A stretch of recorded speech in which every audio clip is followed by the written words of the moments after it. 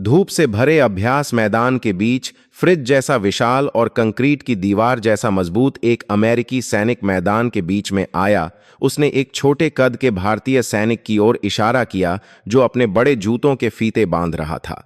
मैं एक हाथ से लड्डूंगा, कोशिश करोगे क्या? उसके पीछे खड़े अमेरिकी सैनिकों का झुंड ठाके लगाकर हंस पड़ा, जैसे वे बाजार में कोई तमाशा देखने वाले हों। लेकिन सिर्फ 3 मिनट बाद वही विशालकाय सैनिक जमीन पर चित पड़ा था। उसकी आंखें सफेद हो गई थीं और सांसें उखड़ रही थीं।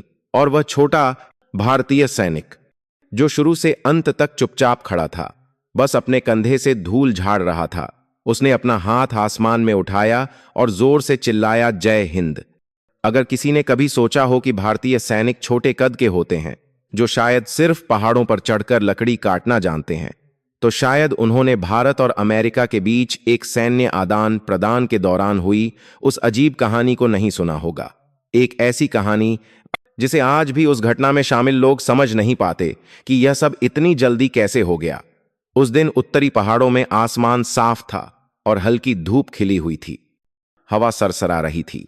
भारतीय सेना का शिविर सामान्य रूप से चल रहा था कि दूर से एक गड़गड़ाहट की आवाज सुनाई दी जो धीरे धीरे बढ़ती जा रही थी।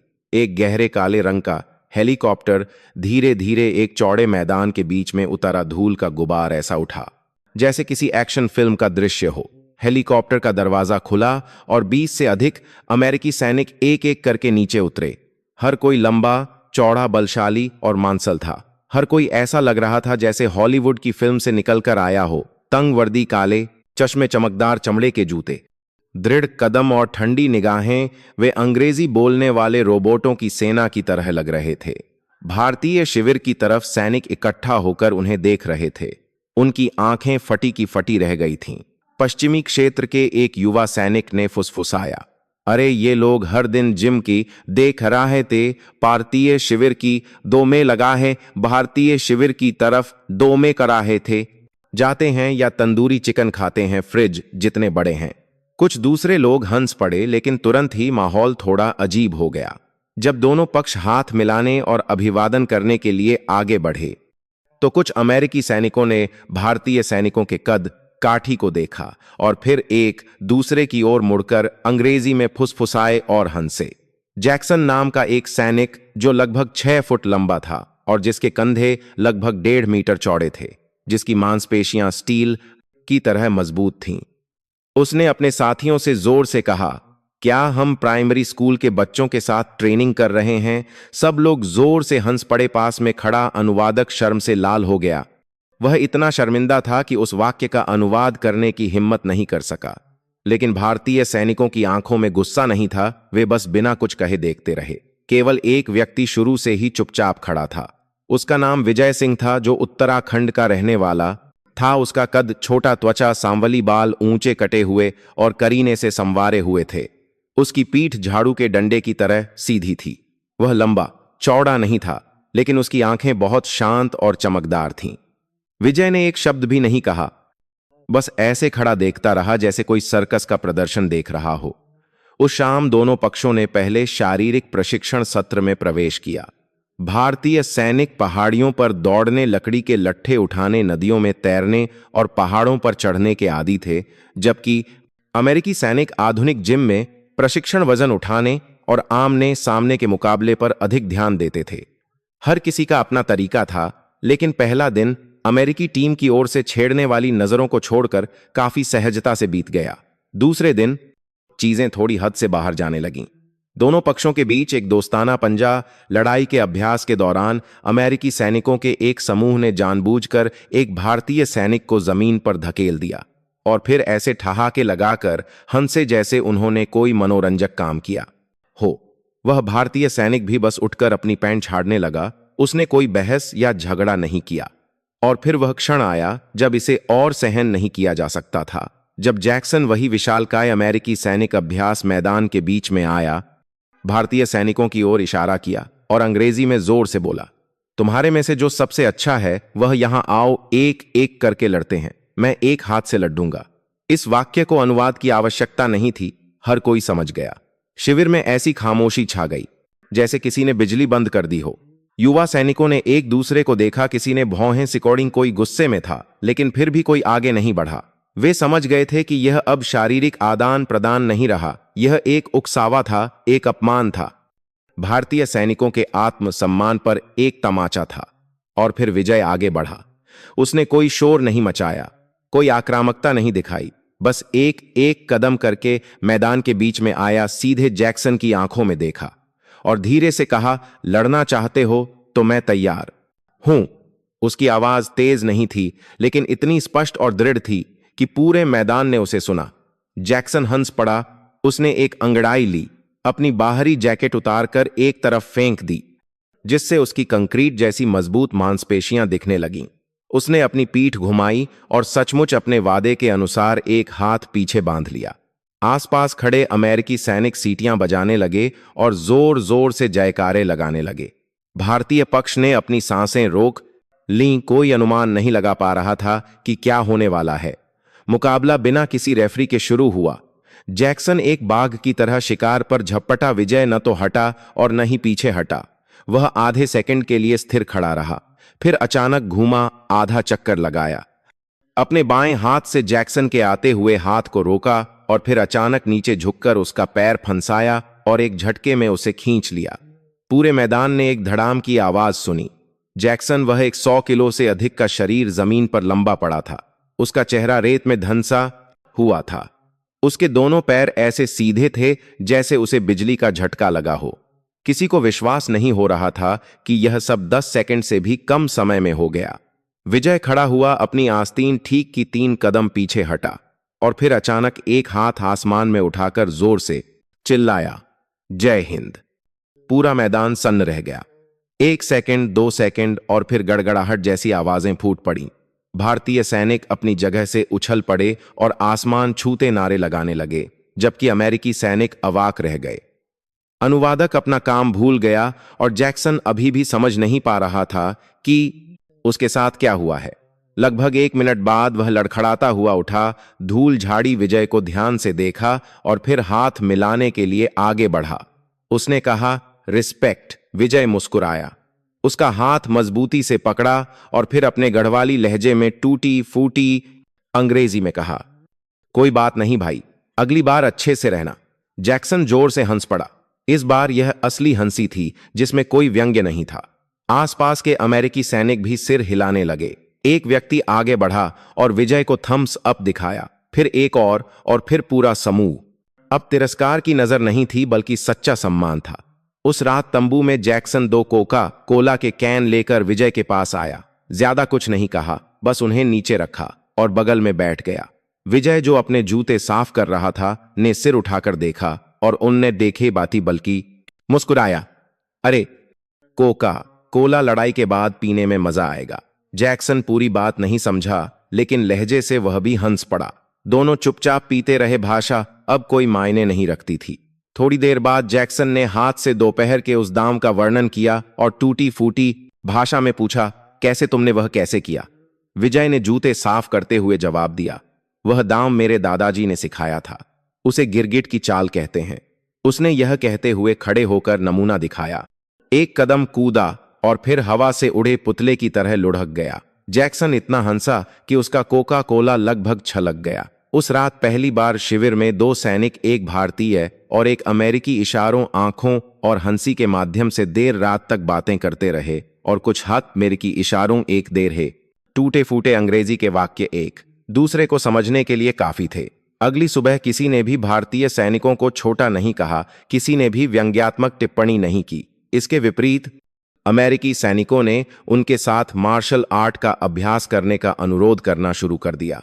उन्होंने सीखा कि पहाड़ों पर कैसे दौड़ना है, झरनों को कैसे पार करना है, आंखों को बंद करके हवा की आवाज कैसे सुननी है और 2 सड़ी हुई पेड़ की शाखाओं के बीच बिना गिरे झूला कैसे बांधना है। और सबसे महत्वपूर्ण बात, उन्होंने एक बात सीखी, किसी को भी पहली नजर में नहीं आंकना चाहिए।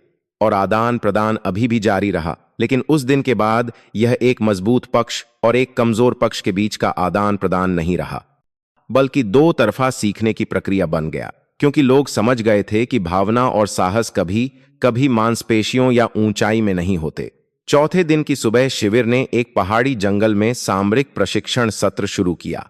योजना के अनुसार भारतीय सैनिक अमेरिकी सैनिकों को घने जंगल में चलने, बाधाओं को पार करने, आश्रय बनाने, निशानों का विश्लेषण करने और संचार साधनों के बिना स्थितियों से निपटने का तरीका सिखाने वाले थे।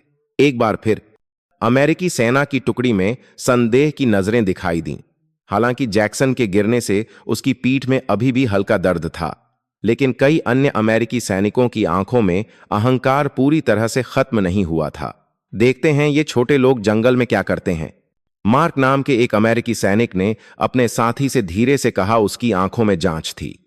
वे सैटेलाइट तकनीक, जीपीएस नेविगेशन, डिजिटल मैप और नाइट विजन के आदी थे, जबकि भारतीय सैनिकों के पास केवल एक कंपास, एक खंजर, पानी की बोतल और सहज ज्ञान था। लेकिन वे यह नहीं जानते थे कि यह सहज ज्ञान ही वह चीज थी जिसने कई बड़ी सेनाओं को इस भारतीय भूमि पर कदम रखने पर चकित कर दिया था। सुबह की शुरुआत एक सरल उत्तरजीविता पाठ से हुई, जिसमें सूर्य की छाया और पेड़ की छाल से दिशा का पता लगाना था। भारतीय सैनिक आगे चल रहे थे और अमेरिकी समूह को सूर्य को देखने, पेड़ों की छाया का उपयोग करके दिशा निर्धारित करने का तरीका बता रहे थे। उन्होंने एक बड़े पेड़ के तने की छाल काटी और अमेरिकी सैनिकों को दिखाया कि जिस तरफ काई की परत मोटी होती है वह उत्तर दिशा होती है। अमेरिकी लोग सिर खुजला रहे थे। वे ऐसे सुने मचार की नीच वेड। अमेरिकी लोग सिर खुजला रहे थे और देख रहे थे जैसे वे कोई जादू सीख रहे हों। मार्क ने आंखें फाड़कर पूछा, तुम्हें यह कैसे पता है? एक भारतीय सैनिक रमेश, जो दुबला पतला था और जिसकी आवाज धीमी थी, ने सरलता से उत्तर दिया, पेड़ जानता है, मैं नहीं। मार्क हंस पड़ा। दिशा निर्धारण के बाद धारा पार करने का अभ्यास आया। हमारे उत्तरी पहाड़ों की धाराएं फिल्मों की धाराओं जैसी नहीं होती। वहां कोई लटका हुआ पुल नहीं होता, कोई सुरक्षा रस्सी नहीं होती, केवल फिसलन भरे पत्थर, बर्फ जैसा ठंडा पानी और कुछ गिरे हुए पेड़ के तने होते हैं। भारतीय सैनिक गिलहरी की तरह उछलकर पार हो गए। अमेरिकी सैनिक रुककर देखने लगे। उनके चेहरे थोड़े पीले पड़ गए थे। जैक्सन ने नीचे बहती तेज धारा को देखा और फिर विजय की ओर मुड़ा। सच में विजय ने सिर हिलाया और दृढ़ता से कहा, भारत में आपका स्वागत है। फिर किसी का इंतजार किए बिना उसने एक छलांग लगाई और दूसरे किनारे पर ऐसे उतरा जैसे कुछ हुआ ही न हो। भारतीय सैनिकों की ओर से तालियों की एक छोटी सी गड़गड़ाहट हुई, जबकि अमेरिकी सैनिकों के मुंह खुले के खुले रह गए। अमेरिकी समूह में कूदने की कोशिश करने वाला पहला व्यक्ति ब्रैड नाम का एक लड़का था। वह 4 दरवाजों वाले फ्रिज जितना बड़ा था। उसके पैर लंबे थे लेकिन थोड़ा अनाड़ी था। उसने दौड़ लगाई और सीधे धारा में गिर गया। सिर से पैर तक भीग गया। दोनों पक्ष हंस पड़े। ब्रैड पानी से निकला, सिर हिलाया और ऐसे मुस्कुराया जैसे कोई बाजी हार गया हो। विजय नीचे गया, उसे हाथ देकर ऊपर खींचा और हंसते हुए कहा, पहली बार में कोई बात नहीं, यहां हर कोई कम से कम 3 बार गिरा है। अमेरिकी सैनिकों ने एक दूसरे को देखा, अपने जूते उतारने और पैंट ऊपर चढ़ाने लगे। अब कोई झिझक नहीं थी। माहौल धीरे धीरे खुशनुमा हो गया। दोपहर में वे दोपहर के भोजन के लिए जंगल के किनारे एक समतल जमीन पर रुके। भारतीय सैनिकों ने रोटी, अचार और कुछ डिब्बाबंद मांस बांटा। अमेरिकी सैनिकों के पास सैंडविच, सॉसेज और एनर्जी बार थे। शुरू में हर पक्ष अलग अलग खा रहा था, लेकिन फिर ब्रैड ने विजय से थोड़ी रोटी लेकर चखी। उसकी आंखें चमक उठीं, स्वादिष्ट। कुछ अन्य लोगों ने भी उत्सुकतावश खाने के लिए मांगा और बदले में सॉसेज दिए। भोजन के अंत तक दोनों पक्षों ने लगभग अपना भोजन एक दूसरे के साथ साझा कर लिया था। उस दोपहर जंगल की रस्सियों और पत्तियों से आश्रय बनाने का अभ्यास था। अमेरिकी सैनिक, जो पहले से बने तंबुओं के आदी थे, जब उन्होंने देखा कि भारतीय सैनिक केवल एक चाकू से पेड़ की शाखाओं को काट रहे हैं, जंगल की लताओं से उन्हें एक मजबूत ढांचे में बांध रहे हैं जो एक खानाबदोश तंबू की तरह मजबूत था, तो वे अपनी आंखों पर विश्वास नहीं कर सके। मार्क ने कहा, तुम लोग तो जंगल के इंजीनियर हो। एक भारतीय सैनिक ने मुस्कुराहट और एक वाक्य के साथ जवाब दिया, जंगल हमारा घर है। आश्रय बनाने के बाद पूरा समूह आग के चारों ओर बैठ गया। पहली बार 2 अलग अलग कतारें नहीं थीं। अमेरिकी और भारतीय सैनिकों के बीच कोई भेद नहीं था। केवल वर्दी पहने हुए लोग आग के पास एक साथ बैठे थे। एक भारतीय सैनिक ने अपना पुराना लकड़ी का गिटार निकाला और कुछ धुनें बजाईं। गिटार की आवाज पहाड़ों और जंगलों में गूंज उठी। जैक्सन बगल में बैठकर ताल दे रहा था, जबकि मार्क ने गाना शुरू कर दिया। किसी को समझ नहीं आया कि मार्क क्या गा रहा है, लेकिन हर कोई मुस्कुराया और साथ में ताली बजाई। इस समय विजय ने बोलना शुरू किया। उसने लोहे के कप में अदरक वाली चाय डाली और जैक्सन को दी। पियो, गर्म अदरक वाली चाय। जैक्सन ने एक घूंट लिया। तीखेपन के कारण सिहर उठा और फिर बोला, मिर्च की तरह। विजय हंसा। हाँ, मिर्च तुम्हें मजबूत बनाती है। एक छोटा सा सन्नाटा छाया। फिर विजय ने जैक्सन की ओर देखा और धीमी समझने लायक अंग्रेजी में कहा, तुम सोचते हो हम छोटे हैं, लेकिन भारत बाहर से नहीं अंदर एक से मजबूत है। जैक्सन ने सिर हिलाया, थोड़ी देर चुप रहा और फिर जवाब दिया, अब मैं जानता हूं, मैंने इसे देखा है। उनके बीच की बातचीत में ज्यादा शब्द नहीं थे, लेकिन आंखें, मुस्कुराहट और घने जंगल में बहाया गया पसीना हर भाषण की जगह ले चुका था। अगली सुबह जब पूरा समूह जंगल से निकला, तो अमेरिकी सैनिकों ने कतार में खड़े होकर हर भारतीय सैनिक से हाथ मिलाया। अब कोई संरक्षण देने वाला थप्पथपाना नहीं था, कोई आधी अधूरी मुस्कान नहीं थी, केवल कसकर पकड़े गए हाथ और सम्मान से झुके हुए सिर थे। टॉम नाम का एक युवा सुनहरे बालों वाला अमेरिकी सैनिक विजय के सामने आया। उसने गहरा झुककर प्रणाम किया, कुछ नहीं कहा, बस अपनी छाती की जेब से अपने यूनिट का एक छोटा सा प्रतीक चिन्ह निकाला और विजय को दे दिया। विजय हिचकिचाया, फिर उसने भी अपनी छाती से अपना प्रतीक चिन्ह उतारा और उसे दे दिया। दोनों ने कुछ नहीं कहा, बस एक दूसरे को देखा और सिर हिलाया। जब अमेरिकी समूह हेलीकॉप्टर में चढ़ने की तैयारी कर रहा था, जैक्सन सीढ़ियों के नीचे खड़ा था। उसने शिविर की ओर मुड़कर देखा। उसने अपना हाथ उठाया और जोर से 2 शब्द चिल्लाया हिंदी में, जय हिंद। भारतीय सैनिकों ने एक साथ जयकारा लगाया। जय घोष पहाड़ों और जंगलों के बीच गूंज उठा, सबसे ऊंची चोटी तक पहुंच गया। उस दिन से अमेरिकी सैनिक एक ऐसी कहानी के साथ लौटे जिसे वे कभी नहीं भूलेंगे, एक अजीब मुकाबले के बारे में, एक छोटे लेकिन अदम्य देश के बारे में, उन लोगों के बारे में जो लंबे नहीं थे लेकिन कभी नहीं झुके।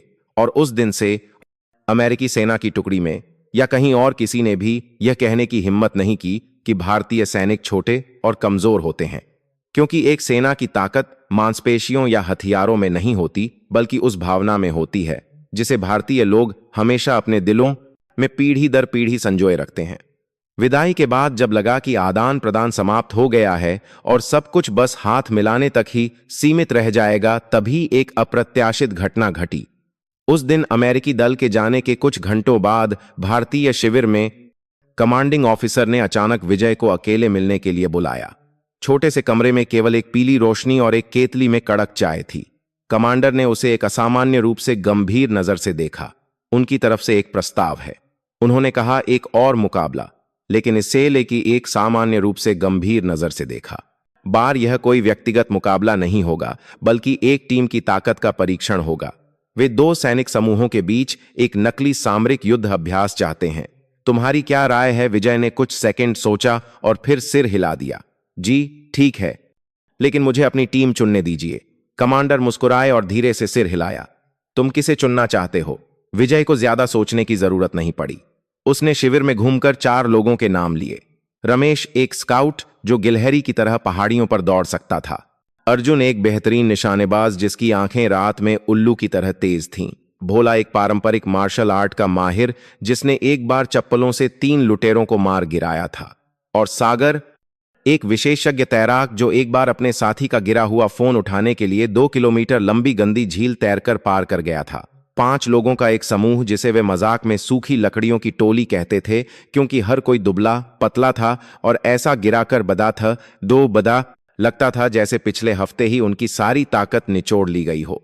लेकिन यूनिट में हर कोई जानता था कि ये 5 नाम कभी भी मुश्किल काम से नहीं डरते थे। 2 दिन बाद अमेरिकी दल वापस आया। इस बार कोई भव्य स्वागत समारोह नहीं था। वे चुपचाप हेलीकॉप्टर से उतरे। उनकी आंखों में पहले से ज्यादा विनम्रता थी। जैक्सन सबसे पहले उतरा। उसने मैदान में ही विजय से हाथ मिलाया। उसने कुछ नहीं कहा, बस मुस्कुराया और फिर पीछे की अपनी टीम की ओर इशारा किया। 5 लंबे चौड़े मजबूत लोगों का एक समूह, सभी विशेष बल के सैनिक थे जिन्हें मध्य पूर्व में वास्तविक युद्ध का अनुभव था। तैयार हो, जैक्सन ने पूछा। विजय ने सिर हिलाया। नकली युद्ध अभ्यास की तैयारी शुरू हो गई। प्रतियोगिता का क्षेत्र एक घने जंगल का एक अलग हिस्सा था, जिसमें नक्षत्रे दो में सा था, बाधाएं और नकली ठिकाने थे। मिशन दोनों टीमों को जंगल के दो छोरों से शुरू करना था और 1 घंटे के भीतर केंद्र में रखी गई दूसरी टीम का झंडा कब्जाना था। कोई असली हथियार नहीं, केवल पेंटबॉल बंदूकें और नकली पोजिशनिंग डिवाइस का उपयोग किया जाना था। उसले ट्रेन के सेविनदार टीम। सुबह जब सीटी बजी, दोनों टीमें जंगल में घुस गईं। अमेरिकी सैनिक एक जिगजैग फॉर्मेशन में आगे बढ़े। हर व्यक्ति कुछ मीटर की दूरी पर तेजी से और निर्णायक रूप से आगे बढ़ रहा था। वॉकी टॉकी पर लगातार आवाजें आ रही थीं। हर सिग्नल छोटा और स्पष्ट था। उन्होंने हर झाड़ी को खंगाला, हर पेड़ के तने की जांच की और निशानों का पता लगाने के लिए थर्मल दूरबीन का इस्तेमाल किया, और भारतीय पक्ष गायब हो गया था। 15 मिनट की हलचल के बाद अमेरिकी टीम को प्रतिद्वंद्वी टीम से कोई संकेत नहीं मिला था। कोई आवाज नहीं, कोई वॉकी टॉकी सिग्नल नहीं, कोई पदचाप नहीं, जैसे कि वे जंगल में विलीन हो गए हों। जैक्सन, जो आगे चल रहा था, ने थोड़ी भौहें सिकोड़ी। वे कहाँ हैं? उसने पूछा। वॉकी टॉकी में गूंजते सवाल का किसी ने जवाब नहीं दिया।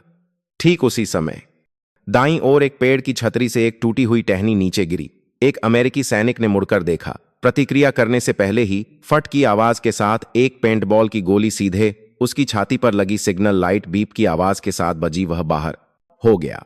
झाड़ियों के अंदर से सागर एक कैंचुए की तरह रेंगता हुआ बाहर निकला, मुस्कुराया और फिर एक भूत की तरह गायब हो गया। जैक्सन ने मुड़कर अपनी टीम को करीब आने का इशारा किया, लेकिन स्थिति बदलने से पहले ही बाईं ओर से रमेश एक हवा के झोंके की तरह गुजरा और गायब हो गया। एक और अमेरिकी सैनिक मारा गया। लाइट जलने लगी, वह भी बाहर हो गया।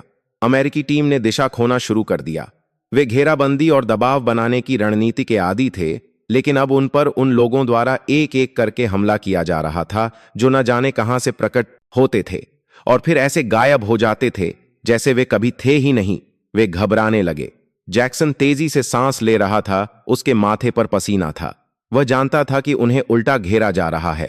ठीक उसी समय ऊपर एक ऊंची पेड़ की डाल पर सरसराहट की आवाज आई। जैक्सन ने सिर उठाकर देखा, लेकिन कोई नहीं दिखा। इसके बजाय उसके पैरों के नीचे एक छोटा पत्थर झाड़ी से लुढ़क कर बाहर आया। उसने सहज रूप से नीचे देखा और फिर धड़ाम से पीछे से एक वार हुआ। दर्दनाक नहीं था, लेकिन पोजिशनिंग डिवाइस को बजाने के लिए काफी था। विजय झाड़ियों से बाहर निकला, अपनी आस्तीन झाड़ी। फिर से नमस्ते। जैक्सन जमीन पर बैठ गया, सिर हिलाकर मुस्कुराया। 10 मिनट बाद नकली मुकाबला समाप्त हो गया। भारतीय टीम ने झंडा कब्जा लिया था और 45 मिनट से भी कम समय में पूरी अमेरिकी टीम को बाहर कर दिया था।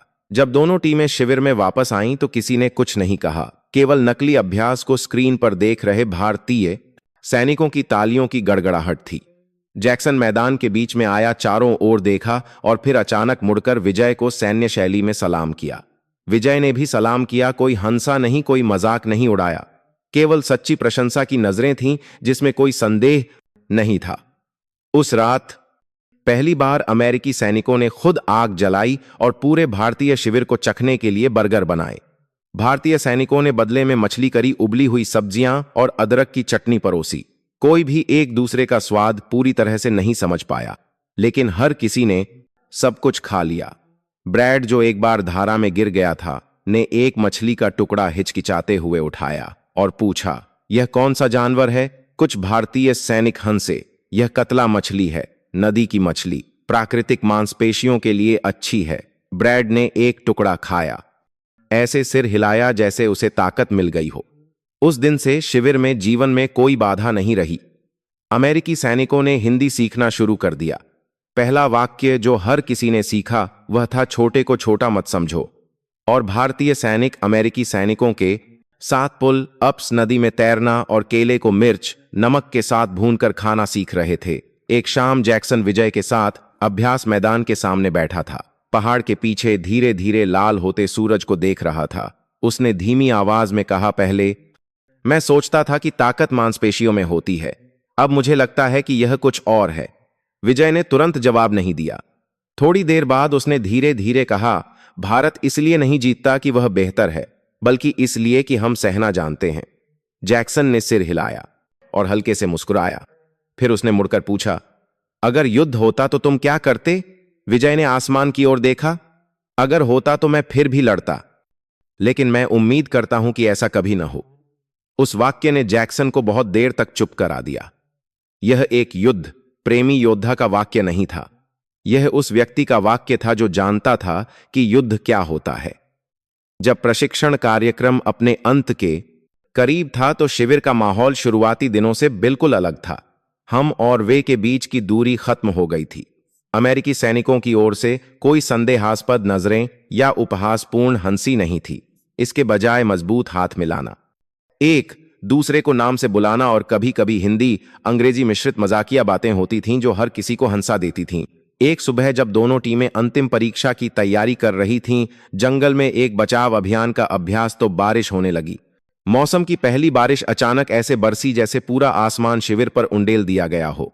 जमीन कीचड़ में बदल गई, पानी पूरे अभ्यास मैदान में भर गया। अमेरिकी सैनिक पीले पड़ गए। वे घबराकर रेनकोट लेने भागे, टोपी पहनी बरामदे के नीचे सिकुड़कर खड़े हो गए।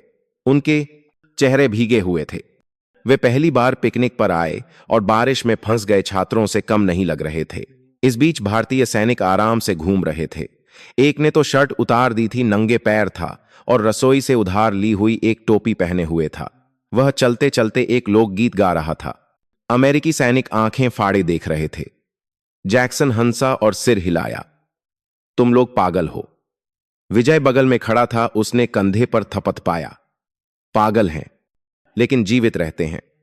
अभ्यास बारिश रुकने के बाद शुरू हुआ। दोनों टीमों को शिविर से 3 किलोमीटर दूर एक जंगल क्षेत्र में ले जाया गया। उन्हें एक नकली नक्शा दिया गया और एक काल्पनिक घायल पीड़ित को फिसलन भरी बाधाओं से भरी परिस्थितियों में खोजने के लिए कहा गया। अमेरिकी सैनिकों ने तुरंत नक्शा फैलाया, समूह बनाए, थर्मल स्कैनर और जीपीएस तैनात किए। भारतीय सैनिक चुपचाप एक पगडंडी पर चले, जूतों के निशान देखने के लिए अपनी आंखों का, पत्तियों को छूने के लिए अपने हाथों का और दिशा का अनुमान लगाने के लिए नम मिट्टी की गंध का उपयोग किया। 1 घंटे बाद जब अमेरिकी सैनिक 2 पहाड़ियों के बीच सिग्नल खो जाने के कारण भटक रहे थे, भारतीय टीम ने पीड़ित को ढूंढ लिया था, उसकी पट्टी कर दी थी और मरीज की भूमिका निभाने वाले व्यक्ति के लिए सूखे चावल का दलिया बना रही थी। जब आयोजक पहुंचे तो वे न केवल मिशन पूरा होने से हैरान थे, बल्कि यह देखकर भी चकित थे कि विजय उस व्यक्ति को एक बियर कैन के ढक्कन को पीटकर बनाए गए चम्मच से दलिया खिला रहा था। जब जैक्सन वहां पहुंचा तो वह बस देखता रहा, सिर हिलाकर मुस्कुराया और कहा, मैं हार मानता हूं। प्रशिक्षण का समापन शिविर के मैदान में एक छोटे से समारोह के साथ हुआ। दोनों देशों के झंडे एक ऊंचे खंभे पर साथ साथ लहरा रहे थे। गले मिलना और मजबूत हो गया। निजी कहानियां और अधिक बताई जाने लगीं। ब्रैड ने टेक्सास में अपनी प्रेमिका की तस्वीरें दिखाईं। रमेश ने अपने घर के माथे नेभार की एक डेलाई कुत्ते की तस्वीरें निकालीं। मार्क जमीन पर बैठकर तरबूज खा रहा था। उसका सारा रस ठोड़ी पर बह रहा था। वह बच्चों की तरह हंस रहा था। एक अजीब बात यह थी कि अभ्यास के दिन से जैक्सन अब विजय को सर नहीं कहता था, बल्कि हर बार मिलने पर उसे भाई कहता था। कभी कभी तो कंधे पर थप्पड़ पाकर कहता है, भारत से मेरे भाई। यह सुनना अजीब भी था और मजेदार भी। विजय बस मुस्कुरा देता था। विदाई की रात मैदान में एक छोटी सी पार्टी का आयोजन किया गया। कोई तेज लाउडस्पीकर नहीं, कोई शराब नहीं, केवल अलाव, एक गिटार, एक प्लास्टिक की चटाई और इंस्टेंट नूडल्स के कुछ कटोरे थे। लेकिन किसी ने शिकायत नहीं की, क्योंकि उन्हें भौतिक चीजों की नहीं, बल्कि भावनाओं की जरूरत थी। जैक्सन ने गिटार मांगा। मैदान के बीच में बैठकर कुछ सरल धुनें बजाईं। उसकी गहरी आवाज में उसने एक सातरा है अमेरिकी लोकगीत गाया जिसे हर कोई चुपचाप सुन रहा था, भले ही किसी को शब्द समझ में नहीं आए। जब उसने गाना खत्म किया तो पूरे मैदान ने तालियां बजाईं। फिर भारतीय सैनिकों की बारी आई। विजय आगे बढ़ा और धीरे से कहा, मुझे गिटार बजाना नहीं आता, लेकिन मैं एक लोकगीत गाना जानता हूं। उसने गाना शुरू किया, एक पहाड़ी लोकगीत, अपनी थोड़ी बंद नाक वाली लेकिन गर्म गढ़ वाली आवाज में। किसी को समझ नहीं आया, लेकिन सबने सुना। ब्रैड ने बुदबुदाया, मुझे समझ नहीं आ रहा, लेकिन यह सुंदर है। और फिर पूरे मैदान ने तालियां बजाईं और जयकारे लगाए। विजय का नाम ऐसे पुकारा जैसे वह कोई असली कलाकार हो। जैक्सन पास आया, अपना कोका कोला का कैन विजय के चाय के कैन से टकराया। वे आग की लपटों को देखते हुए बैठ गए। विजय जैक्सन ने पूछा, अगर तुम सैनिक नहीं होते तो क्या बनना चाहते? विजय मुस्कुराया, थोड़ी देर आसमान की ओर देखा और फिर जवाब दिया, शायद मैं एक शिक्षक बनता, छोटे बच्चों को मार्शल आर्ट सिखाता ताकि वे स्वास्थ्य का महत्व जाने, अपनी रक्षा करना जाने। जैक्सन ने सोचते हुए सिर हिलाया, यह बहुत अच्छा है। फिर उसने दूर देखते हुए कहा, मैं सोचता था कि सैनिक बनना सबसे मजबूत, सबसे शक्तिशाली बनना है, लेकिन तुमसे मिलने के बाद मैं अलग तरह से सोचता हूं। शायद सैनिक बनना दूसरों की रक्षा करने के लिए है, खुद को दिखाने के लिए नहीं। विजय ने कुछ नहीं कहा, उसने बस और चाय डाली और उसे दी। जैक्सन ने उसे लिया, एक घूंट लिया और फिर एक धीमा स्पष्ट वाक्य हिंदी में कहा, भारत बहुत मजबूत है। आसपास बैठे सभी लोग मुड़कर देखने लगे, कोई हंसा नहीं। वे बस चुप रहे और फिर एक साथ सिर हिलाया। अगले दिन अमेरिकी दल ने शिविर छोड़ दिया। अब हेलीकॉप्टर के उतरने की कोई शोरगुल वाली आवाज नहीं थी, कोई दृढ़ कदम नहीं थे। वे चुपचाप चले गए, लेकिन हर किसी की आंखों में बिछड़ने का दुख था। जैक्सन ने विजय को कसकर गले लगाया और कहा, अगर तुम्हें कभी अमेरिका आने का मौका मिले तो मैं तुम्हें बारबेक्यू रिब्स खिलाऊंगा। अभी के लिए मैं तुम्हारी मछली करी की यादें अपने साथ ले जा रहा हूं। विजय जोर से हंसा, ठीक से बनाना, केचप के साथ मत बना देना।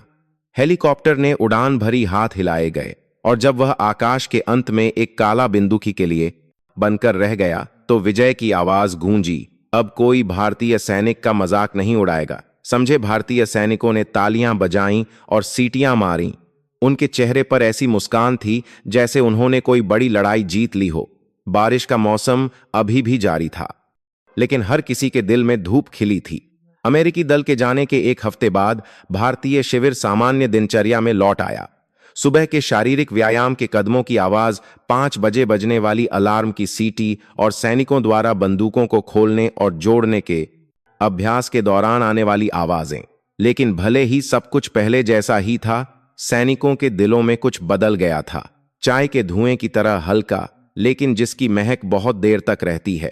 विजय मुख्य टीम में लौट आया, अभी भी हर मार्शल आर्ट अभ्यास के सत्र में सबसे आगे रहता था। अभी भी सबसे तेज दौड़ने वाला, सबसे तेज खाने वाला और सबसे सफाई से कपड़े धोने वाला व्यक्ति था। बस कभी कभी वह मैदान के उस छोर की ओर देखता जहां अमेरिकी दल कभी कतार में खड़ा होकर सलाम करता था और फिर चुपचाप मुस्कुरा देता था। वह कहता नहीं था, लेकिन उसके साथी समझते थे। विजय के दिल में उस अविस्मरणीय आदान प्रदान की यादें अभी भी ताजा थीं। एक शाम जब पूरी टीम ने तेज गति से बाधा पार करने का अभ्यास समाप्त किया तो क्षेत्र के प्रशिक्षण प्रभारी कर्नल साहब खुद अभ्यास मैदान में आए। वह आमतौर पर इस समय नहीं आते थे। उनका चेहरा गंभीर था, हाथ में एक फाइल थी, उनकी आवाज स्टील की तरह कठोर थी, सैनिक विजय आगे आओ। विजय उनकी ओर दौड़ा, सावधान की मुद्रा में खड़ा हो गया, पैर मिले हुए, आंखें सीधी। मैं तुम्हें और पूरी कंपनी को एक बात बताना चाहता हूं, उन्होंने कहा, हाथ में एक लाल मुहर वाला दस्तावेज दिखाते हुए। संयुक्त राज्य अमेरिका की सेना ने एक आधिकारिक पत्र भेजा है। वे सैनिक विजय सिंह को उनकी मार्शल भावना, लड़ने की इच्छा शक्ति और एक सच्चे सैनिक के गुणों के लिए एक विशेष प्रशंसा पत्र देना चाहते हैं। साथ ही उन्होंने तुम्हें एक विशेष प्रशिक्षण आदान प्रदान कार्यक्रम में भाग लेने के लिए अमेरिका आमंत्रित किया है। पूरा मैदान सन्न रह गया, कुछ लोगों के मुंह खुले रह गए। विजय तो जैसे पत्थर का हो गया, उसे समझ नहीं आ रहा था कि वह सच सुन रहा है या सपना देख रहा है।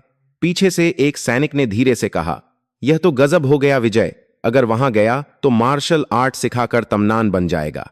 कर्नल ने आगे कहा, उनकी आवाज थोड़ी नरम हो गई।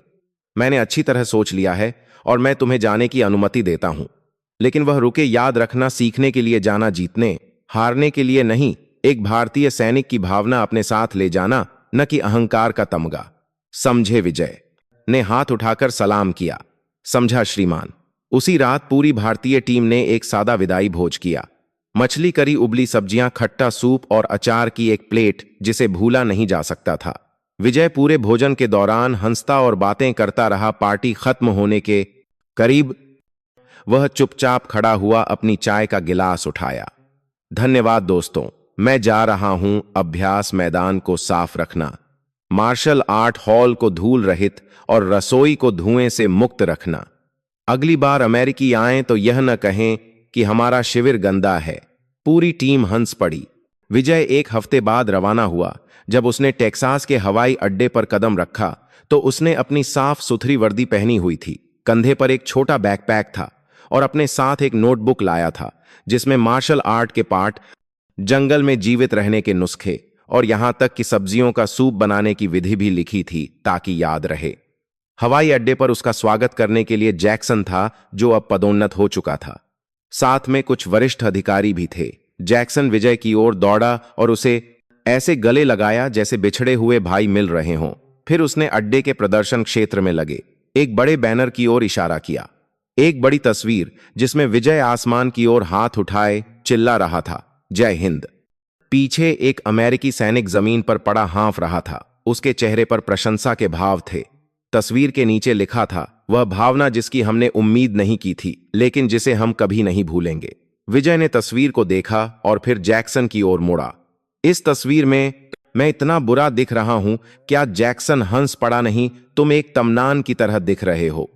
अमेरिका में अपने दिनों के दौरान विजय को कई यूनिटों में भाषण देने के लिए आमंत्रित किया गया, जिसमें उसने भारत में अमेरिकी सैनिकों के साथ अपने प्रशिक्षण के अनुभव को साझा किया। हर बार जब वह बताता तो वह इस वाक्य से शुरू करता, मैं मजबूत नहीं हूं लेकिन मैं जिद्दी हूं। और जब दर्शक हंसते तो वह आगे कहता, जिद्दी का मतलब है दृढ़ सहनशील, जो मेरे देश में हजारों सालों से है। उसने अमेरिकी कैडेटों को कुछ सरल मार्शल आर्ट के पाठ सिखाए। एक बार एक कैडेट ने पूछा, भारतीय मार्शल आर्ट में सबसे महत्वपूर्ण चीज क्या है? विजय ने बिना किसी हिचकिचाहट के जवाब दिया, लड़ो मत अगर तुम्हें लड़ना न पड़े, लेकिन अगर तुम्हें लड़ना ही पड़े तो कभी पीछे मत हटना। और फिर उसने खुद भी उनसे बहुत कुछ सीखा। संगठित होने का तरीका, प्रशिक्षण में प्रौद्योगिकी का उपयोग करने का तरीका, उन्नत रणनीति को पारंपरिक कौशल के साथ मिलाने का तरीका। लेकिन चाहे उसने कितना प्रौद्योगिकी का उपयोग करने का तरीका भी सीखा हो, उसके अंदर एक चीज हमेशा अपरिवर्तित रही, एक सच्चे, विनम्र और साहसी भारतीय सैनिक की जड़ें। वापसी के दिन वह कुछ छोटे उपहार लेकर आया। एक अमेरिकी सैनिक की टोपी जिस पर भाई विजय लिखा हुआ था, एक नकली खंजर जिस पर सम्मान खुदा हुआ था और एक यादगार तस्वीरों का सेट। लेकिन सबसे कीमती वह नोटबुक थी जो अंतर्राष्ट्रीय दोस्तों के हस्ताक्षरों से भरी हुई थी, वे लोग जिन्होंने कभी उस पर संदेह किया था और फिर उसे एक प्रेरणा स्रोत के रूप में सम्मान दिया। भारतीय शिविर ने उसका स्वागत गले लगाकर, कसकर हाथ मिलाकर और एक बड़े मुर्गे के दलिया के बर्तन के साथ किया। उस रात विजय अकेले मैदान में बैठा था, तारों से भरे आसमान को देख रहा था। पहाड़ी हवा से उसकी शर्ट धीरे धीरे उड़ रही थी। उसने अदरक वाली चाय का एक घूंट लिया और धीरे से बुदबुदाया, भारत ही अपना घर है। और फिर वह मुस्कुराया, एक धुएं जैसी हल्की मुस्कान जिसे इस छोटे सैनिक से मिलने वाला कोई भी व्यक्ति हमेशा एक शांत लेकिन गर्व से भरे भारतीय सैनिक के प्रतीक के रूप में याद रखेगा। लंबा नहीं, आकर्षक नहीं, लेकिन दृढ़, साहसी और ऐसा जिसने पूरी दुनिया को सम्मान में सिर झुकाने पर मजबूर कर दिया। दोस्तों, आप सब कहां से हैं? कमेंट करके जरूर बताइए। आपको यह कहानी कैसी लगी? मैं ईश्वर से प्रार्थना करता हूं कि आप सब हमेशा सुरक्षित और खुश रहें।